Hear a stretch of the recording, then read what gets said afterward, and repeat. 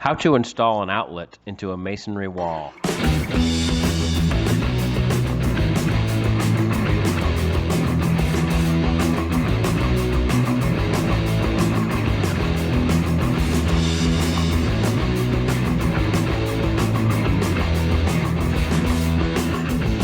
Okay, first we're going to take a diamond wheel and a grinder and maybe a shop vac to control dust, and we're going to grind out the shape of the electrical box.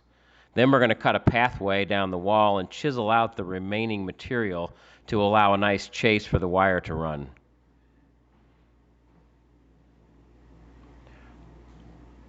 Next, we're going to drill around the perimeter of the box with a masonry drill to try to remove more of the material. The rest of it can be chiseled out with a masonry chisel.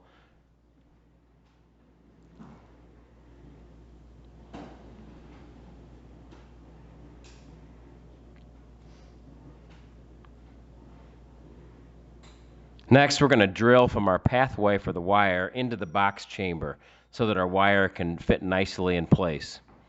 Yours might be slightly different, but you get the idea.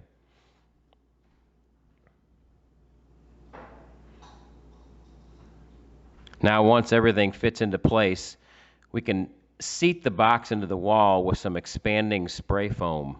Now, what I've done ahead of time is cut a prop stick for it so that once I spray it, I can prop it in place and let it dry overnight so that it sits nice and tight.